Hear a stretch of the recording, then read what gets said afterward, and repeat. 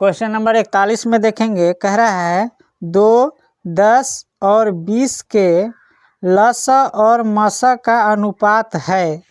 तो आपसे लस और मस का अनुपात पूछ रहा है।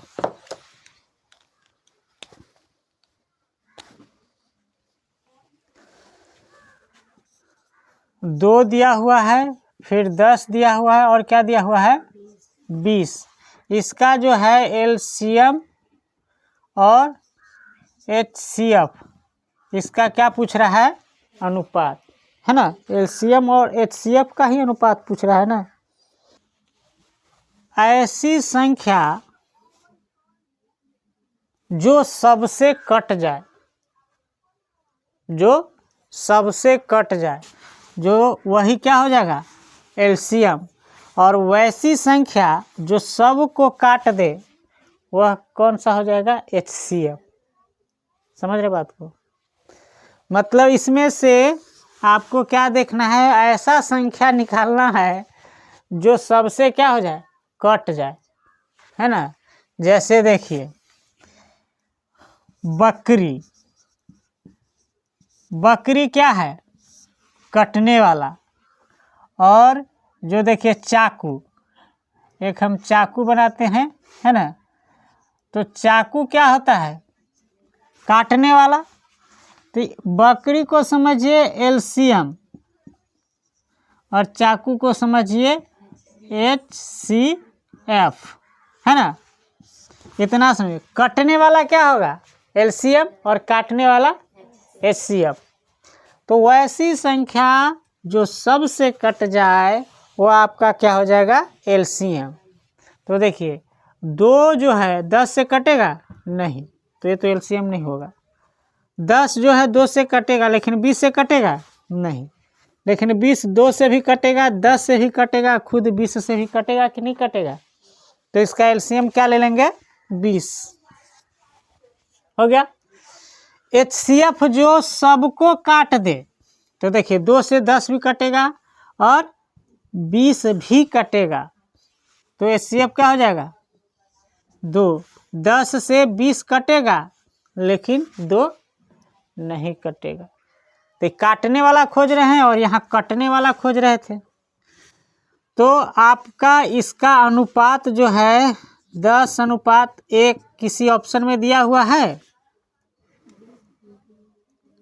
नहीं दिया हुआ है, बी नंबर ऑप्शन में आपका दिया हुआ है ना। 10 अनुपात कितना दिया हुआ है 1, ये आपका राइट आंसर हो जाएगा।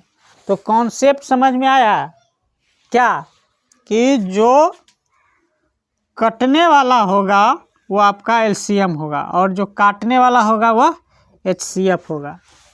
तो हाईएस्ट कॉमन फैक्टर, है ना, सबसे बड़ी संख्या जो सबको काट दे एचसीएफ, है ना।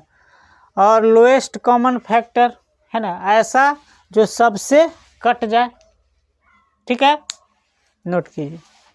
देखिए क्वेश्चन नंबर 42 में कह रहा है कि सबसे छोटी भाज्य संख्या और सबसे छोटी अभाज्य संख्या का मौसा कितना होगा। तो सबसे पहला काम आपको करना है, सबसे छोटी कह रहा है भाज्य संख्या ना, पहले भाज्य संख्या, पहले अभाज्य संख्या है और सबसे भाज्य संख्या और अभाज्य संख्या।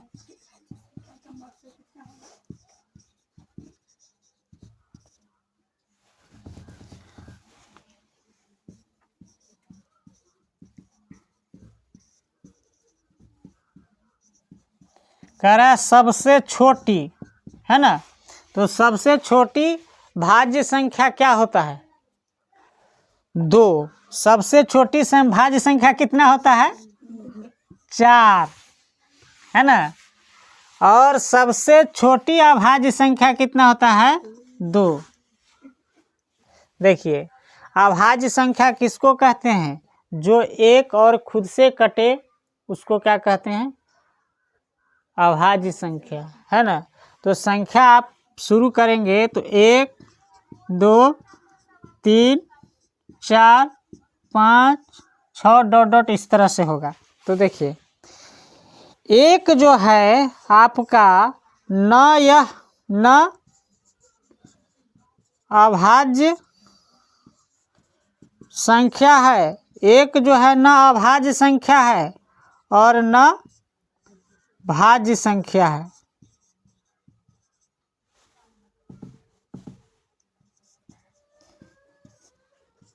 एक जो है न भाज्य संख्या नहीं अभाज्य संख्या है, ध्यान में रखिएगा, दिमाग में बिठा लीजिएगा।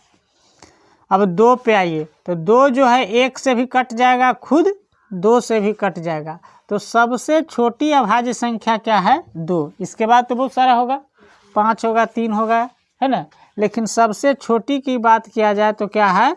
2 है। ठीक है। अब भाज्य संख्या जिसका 2 से अधिक गुणनखंड हो तभी ना वो भाज्य संख्या कहलाएगा। एक और खुद के अलावा किसी और संख्या से कट जाए तो वह कैसा संख्या होगा? भाज्य संख्या होगा। तो यहाँ पे देखिए 2 तो अभाज्य संख्या है, तो 1 2 का तो काम खत्म हो गया। 3 का चेक कीजिए तो 1 और 3 खुद से कटता है, तो एक ऐसा संख्या है अभाज्य संख्या है, तो भाज्य होगा नहीं। 4 को देखिए, 4 जो है 1 से भी कटेगा, 2 से भी कटेगा और किससे कटेगा? खुद 4 से कटेगा। तो 1 और खुद के अलावा एक और किस संख्या से कट रहा है? 2 से। तो 2 से कट रहा है, इसका मतलब है 4 एक कैसा संख्या है? भाज्य संख्या है। तो सबसे छोटी भाज्य संख्या अगर आपसे पूछे तो क्या होता है? 4, और सबसे छोटी अभाज्य संख्या पूछे तो क्या होता है? 2। तो आपसे प्रश्न में क्या पूछ रहा है? सबसे छोटी भाज्य संख्या और सबसे छोटी अभाज्य संख्या का मौस HCF पूछ रहा है। तो 2 और 4 का जो है HCF पूछ रहा है, मतलब वैसी संख्या जो सबको क्या कर दे? काट दे। तो सबको काटेगा कौन? 2 खुद 2 को भी काट देगा, खुद 4 को भी काट देगा। तो किस ऑप्शन में 2 दिया हुआ है? तो बी नंबर ऑप्शन जो है आपका राइट हो जाएगा, है ना। ऐसे भी आप निकालेंगे HCF तो भाग विधि से निकाल के देखिए। 2 से भाग देंगे, 4 में छोटी संख्या से बड़ी संख्या में भाग देते हैं ना, तो 2 दूना 4, माइनस करेंगे 0 आ गया। तो यही ना संख्या जो होता है भाजक आपका होता है, अंतिम भाजक जो होता है वह क्या होता है? HCF होता है। तो 2 हो जाएगा, नोट कीजिए। देखिए प्रश्न कह रहा है 2 लगातार संख्याओं का मौसक कितना होगा? तो हमेशा इसको याद रखिएगा, 2 लगातार संख्याओं का मौसक जो है कितना होता है? 1 होता है। कितना होता है? 1। कैसे? तो देखिए आप 1 2 3 4 5 6 7 8, अब कोई भी कहीं से भी बीच में से आप उठा सकते हैं 2 लगातार संख्याओं का, है ना, मौसक निकालने के लिए यूज कर सकते हैं। तो मान लिया जाए कि हम 3 और 4 को ले रहे हैं, ठीक है। तो 3 और क्या है? 4, इसका हमें HCF निकालना है। तो हम भाग विधि से ही देख ले रहे हैं, 4 से 3 में भाग देंगे कि नहीं? तो 1 मरतबा में लगेगा 3, माइनस करेंगे 1 उतरेगा, फिर नहीं शेष बच जाएगा, तो यहाँ पे फिर 3 आ जाएगा, और क्या मरतबा में लगेगा? 3 मरतबा में माइनस करेंगे 0 हो गया। तो यहाँ पे जो है लास्ट वाला जो भाजक है यह क्या है? 1 है। तो यही तो आपका HCF आया, है ना। फिर कोई दूसरा आप उठा लीजिए, आप लगातार 6 7 को उठा लीजिए। तो 6 से आप भाग दीजिएगा 7 में, तो 7 में भाग दीजिएगा 1 मरतबा में, 6 माइनस करेंगे 1 शेष बच गया, तो फिर यहाँ पे 6 लाएंगे, फिर क्या मरतबा में? 6 मरतबा में माइनस करेंगे 0, तो लास्ट का जो भाजक आपका बच गया 1 बच गया। तो कहीं से भी आप उठाएंगे लगातार 2 संख्याओं का HCF अगर निकालना हो, मौसक निकालना हो, तो क्या आता है? 1 आता है। तो ऐसे सवाल के लिए टाइम वेस्ट नहीं करेंगे, डायरेक्ट आंसर टिक करेंगे, याद ही रहना चाहिए ऐसा सवाल। तो ऑप्शन नंबर किस में 1 दिया हुआ है? तो बी नंबर ऑप्शन में जो है आपका 1 दिया हुआ है, राइट हो जाएगा, टिक मार देंगे। 44 में देखिए क्वेश्चन नंबर 44 क्या कह रहा है? 44 कह रहा है 505 के कितने अभाज्य गुणनखंड है? तो इसका क्या करेंगे? इसको जो है अभाज्य गुणनखंड, इसको 505 का कह रहा है कितने अभाज्य गुणनखंड है, तो इसको क्या करना पड़ेगा, इसको जो है आपको तोड़ करके देखना पड़ेगा। 5000 कितना है 5 है ना, इसको अभाज्य गुणनखंड करेंगे, कैसे कटेगा, लास्ट में जो संख्या 5 होता है वो तो दूसरे संख्या से कटता नहीं है, 5 से ही कटेगा, 5 से लगेगा। देखिए 5 से लगाएंगे 1 0 0 5 इकाई 5। अब 1000 जो है कितना से कटेगा, 1001 जो है कितना से कटता है 7 से, तो यह 7 से 1001 स्पेशल नंबर है, इसीलिए इसको याद रखेंगे। 1001 जो है कितना से कटता है 7 से कटता है, कितना मरतबे में 143 मरतबे में कटता है, 143 मरतबे में, ठीक है। फिर जो है यह 11 से कटेगा है ना 13 मरतबे में, तो इसका अभाज्य गुणनखंड कितना आया 1 2 3 और 4 है ना। तो ऑप्शन नंबर 4 किस में है, तो बी में जो है ऑप्शन नंबर आपका 4 जो है दिया हुआ है, तो राइट आंसर क्या हो जाएगा बी हो जाएगा। यह स्पेशल नंबर ही ऐसा पूछेगा तो आपसे पूछेगा है ना, जो आसानी से कटने वाला होगा। 45 नंबर क्वेश्चन क्या कह रहा है, देखिए कह रहा है कितने 2 अंकों की संख्या 3 से विभाज्य है ना, कितने 2 अंकों की संख्या 3 से विभाजित है। तो सबसे पहले जो है आपको प्रश्न समझने की आवश्यकता है। कह रहा है कितने 2 अंकों की संख्या, तो 2 अंकों की संख्या जो है देखिए 9, इसके बाद क्या आता है 10, तो 10 9 के बाद आता है 10, तो 10 से शुरू हो जाता है 2 अंकों की संख्या। फिर इस तरह से चलेगा 2 अंकों की संख्या 99, और जैसे ही आप इसको 1 आगे बढ़ाएंगे तो कितना हो जाएगा 100। तो 100 जो है आपका कितने अंकों की संख्या है 3 अंकों की संख्या है, तो ये नहीं होगा है ना।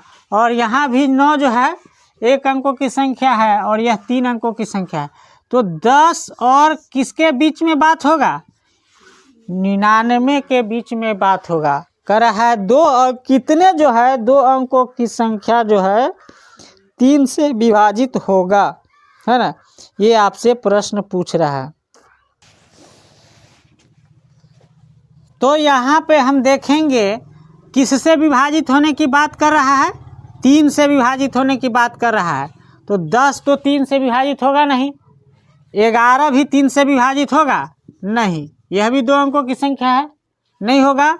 फिर कौन विभाजित होगा 12, तो 12 जो है 3 अंकों की संख्या 2 अंकों की संख्या जो है 3 से विभाजित होगी। तो पहला संख्या जो आपको मिला वह कौन संख्या मिला 12 मिला ना, जो 3 से विभाजित हो रहा है 2 अंकों की।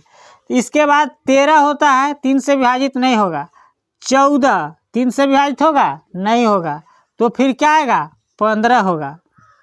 15 के बाद इसमें 3 जोड़ेंगे वही संख्या 3 से विभाजित होगा। 15 के बाद क्या विभाजित होगा 18, 18 के बाद 21, इस तरह से आइए 99 तक। तो 99 जो है 3 से विभाजित होगा, 3 तिहाई 9 है ना, तो 99 जो है 3 से विभाजित होगा। अब जो संख्या आपको पहला संख्या जो है मान लिया जाए कि यह जो संख्या है A1 है ना, ये संख्या आपका हो गया A2, ये संख्या हो गया A3, ये हो गया A4 और डॉट डॉट, इस तरह से हम कह सकते हैं AN है ना, AN हो गया। तो A जो संख्या है आपका पहला जो संख्या माने है A, और लास्ट वाला संख्या जो है ये आपका जो है AN का मान कितना हो गया 99, और A का मान कितना हो गया 12, क्योंकि 3 से विभाजित होने वाली 2 अंकों की संख्या पहला संख्या जो है कौन है 12 है, और लास्ट संख्या कौन है 99 है। तो इनके बीच की संख्या टोटल आपसे पूछ रहा है। तो 3 अंकों का पहिल का संख्या और लास्ट वाला प्रथम पद और द्वितीय पद अंतिम पद पता चल गया। ये जो हो गया आपका क्या हो गया प्रथम पद, प्रथम पद, और प्रथम पद को हम ए से डिनोट किए हैं, और यह जो हो गया अंतिम पद, और इसको आप क्या किससे डिनोट किए हैं, ए एन से डिनोट किए हैं, है ना। ठीक है, तो ये आपको पता चल गया। अब दूसरा चीज आपको क्या पता करना है, ये दिमाग में रहना चाहिए। दो संख्याओं का अंतर हम पता करने वाले हैं कि जैसे 12 और 15 के बीच में जो है इसका अंतर कितना है, 12 और 15 के बीच में। तो इसको हम दो संख्याओं को अंतर को कहते हैं डी। इसको क्या कहते हैं, डी बराबर, डी बराबर होता है T2 minus T1, T2 minus T1। कहने का मतलब ये वाला संख्या और माइनस ये वाला, मतलब इधर से इधर जाएंगे, इसमें से ये घटाएंगे, है ना, लगातार। तो अगर इसको T2 मानते हैं तो T1 इसको मानेंगे, है ना, लगातार होना चाहिए घटते क्रम में। तो देखिए D बराबर है, D का मतलब क्या, D का मतलब दो अंतिम पद या अच्छा यहाँ पे गलत लिखा गया है, अंतिम पद, ठीक है। चलिए, तो D बराबर जो है क्या हो जाएगा, यह T2 हम लेते 21, तो 21 ले लिए, तो उसके बाद क्या लेंगे 18 माइनस 18, तो D का मान कितना आया, 21 में से 18 जाएगा तो कितना हो जाएगा 3। तो D का मान आपको पता चल गया, है ना, और आपका प्रथम पद भी पता चल गया और अंतिम पद भी पता चल गया। ठीक है, अब जो है हमें संख्या निकालना है, उसका सूत्र होता है कोई भी संख्या, तो an बराबर जो होता है a plus n minus 1 into D. संख्या निकालने का फॉर्मूला यही होता है, तो ये याद आपको करना पड़ेगा। तो an का मान कितना दिया हुआ है, an का मान कितना दिया हुआ है 99 दिया हुआ है, बराबर a का मान कितना दिया हुआ है 12, प्लस n हमको संख्या निकालना है ना, -1, और d का मान कितना दिया हुआ है 3, यह दिया हुआ है इतना। आइए यहाँ पे देखते हैं। तो चलिए इसका क्रिया करेंगे, तो 99 बराबर के इस साइड है तो यहीं रहने दीजिए, और 12 इस साइड है तो इसको ले आइए, प्लस में है तो इसको ले आएंगे तो क्या हो जाएगा माइनस में, और इस बराबर के इस साइड में क्या रह जाएगा, यहाँ पे देखिए, यहाँ पे आपका बच जाएगा n माइनस 1 इंटू 3। तो 3 जो है इसको गुना में तो इधर ले आएंगे तो क्या हो जाएगा भाग में, तो 12 में से 99 घटाइए, 99 में से 12 घटाइएगा तो 9 में से 2 जाएगा तो कितना बचेगा 7, और 8 में से 1 जाएगा, 9 में से 1 जाएगा तो 8, 87 बराबर n माइनस 1, इसको हम इधर ले आते हैं 3 को भाग में, तो यह 3 से कटेगा, 3 दूना 6, है ना, और यहाँ बचा कितना 2, तो 3 नमा 27, 29 हुआ।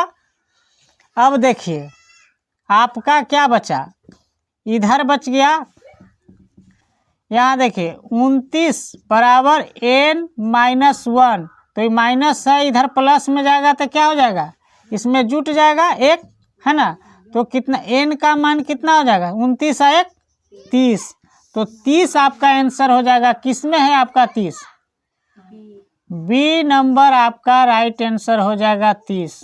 ठीक है, तो इस तरह से बनाना है, और बहुत ही बढ़िया सवाल है क्योंकि इसमें दिमाग लगा है। तो सबसे पहले आपको प्रथम पद और द्वितीय पद, है ना, निकालना है इस तरह के सवाल में, और एक जो है यह सूत्र को याद कर लेंगे, एक सूत्र यहाँ याद करेंगे और दूसरा सूत्र जो यहाँ याद करेंगे यहाँ लिख दे रहे हैं। ठीक है, D बराबर होता है T2 माइनस T1, है ना, लगातार घटते हुए क्रम में, है ना। D का मतलब क्या होता है, दो संख्याओं का अंतर, समझ में आ गया। क्वेश्चन नंबर देखिए 46 क्या कह रहा है। दो संख्याओं का गुणनफल 8670 है और मसा जो है उसका 17 है, तो लसा क्या होगा। तो बहुत ही आसान सवाल है ना। तो आप जानते हैं एक सूत्र आपको बताए होंगे, दो संख्याओं का गुणनफल, दो संख्याओं का गुणनफल बराबर क्या होता है, एलसीएम गुने एचसीएफ होता है ना। दो संख्या है तो मान लीजिए कि ए इंटू बी है ना, तो वही हो जाएगा एलसीएम इंटू एचसीएफ। तो दो संख्या का मान दिया कितना हुआ है बोलिए तो,